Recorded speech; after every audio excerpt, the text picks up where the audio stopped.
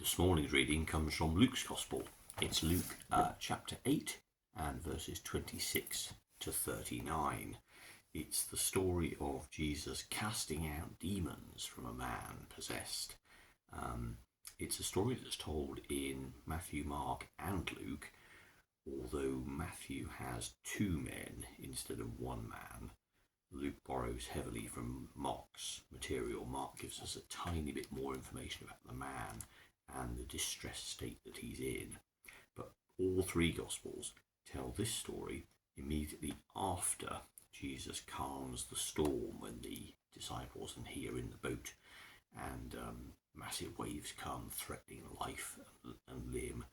And the question is asked at the end of those, at the end of the story, who is this man that even the wind and the waves obey him? Jesus and his disciples sailed on over to the territory of Gerasa, which is across the lake from Galilee. As Jesus stepped ashore, he was met by a man from the town who had demons in him. For a long time, this man had gone without clothes and would not stay at home, but spent his time in the burial caves. When he saw Jesus, he gave a loud cry, threw himself down at his feet, and shouted, "Jesus, Son of the Most High God, what do you want with me? I beg you, don't punish me." He said this because Jesus had ordered the evil spirit to go out of him. Many times it had seized him, and even though he was kept a prisoner, his hands and his feet fastened with chains, he would break the chains and be driven by the demon out into the desert. Jesus asked him, "What is your name?" "My name is Mob," he answered, because many demons had gone into him. The demons begged Jesus not to send them into the abyss. There was a large herd of pigs nearby feeding on a hillside, so the demons begged Jesus to let them go into the pigs, and he let them. They went out of the man and into the pigs. The whole herd rushed down the side of the cliff into the lake and was drowned. The men who had been taking care of the pigs saw what happened, so they ran off and spread the news in the town and among the farms. People went out to see what had happened, and when they came to Jesus, they found the man from whom the demons had gone out sitting at the feet of Jesus, clothed and in his right mind. And they were all afraid. Those who had seen it told the people how the man had been cured. Then all the people from that territory asked Jesus to go away, because they were terribly afraid. So Jesus got into the boat and left. The man from whom the demons had gone out begged Jesus, "Let me go with you." But Jesus sent him away, saying, "Go back home and tell what God has done for you." The man went through the town, telling what Jesus had done for him. So this is the first and only time that we hear of Jesus going to Greek-Roman territory, so outside of Jewish territory.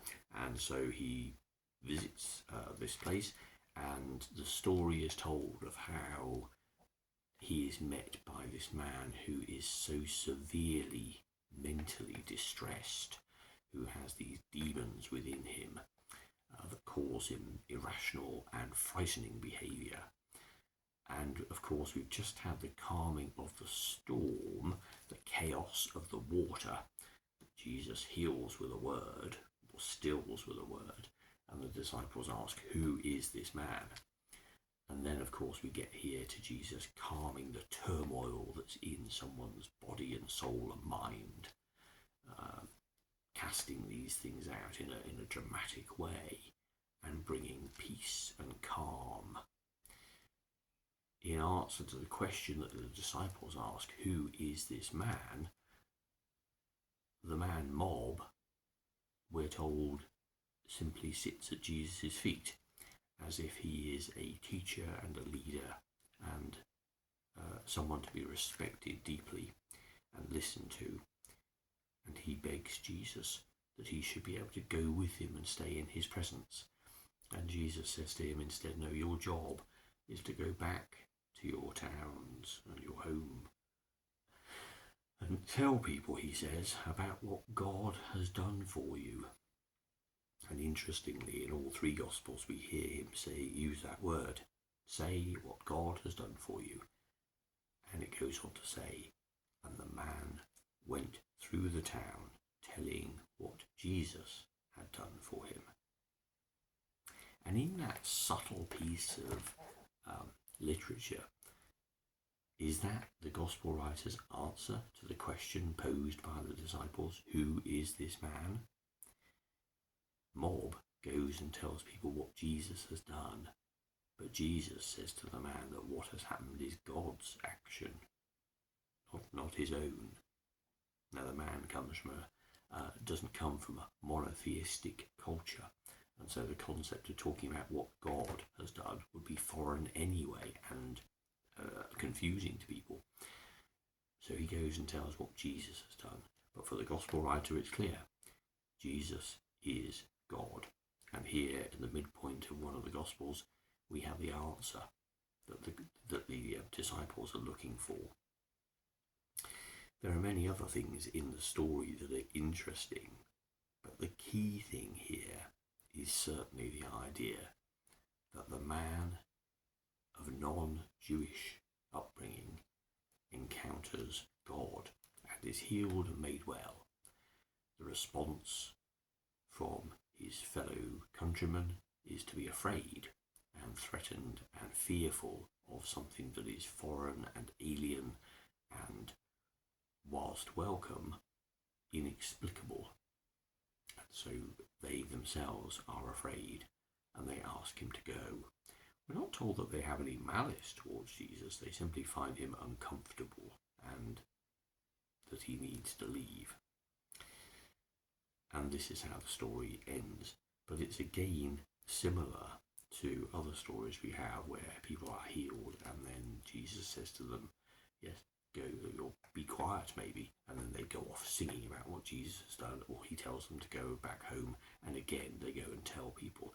This is a common theme in the Gospels, that people who encounter the living God in the person of Jesus then go back to their countrymen and their families and their friends, and they can't stop speaking about it because it is truly miraculous, it is amazing, it is a unique experience, it's never happened, nothing like this has been seen, and it is undoubtedly a wonder, a glorious wonder, a transformation from horror into peace and calm and wholeness. And this is what Jesus, God in human form, comes to bring. That sense of all being calmed, all being held in God's strong arms. It's a story that encourages us to answer the question for ourselves, who do we think this person Jesus really is? Do we find the actions recorded in the Gospels frightening and to be rejected, or instead do we want to fall at his feet and want to be in his presence always, but instead are commissioned and sent out to live a life of love, to live a life that restores peace to others, that brings calm where there is chaos, and shows unconditional love even to those who are frightening and different and odd and rejected and marginalised and excluded in our society, to go to where they are and to see in them the loved child of God that they are, and to reach out with that same unconditional love that we ourselves have found in God. This surely is the calling of all who call themselves Christian.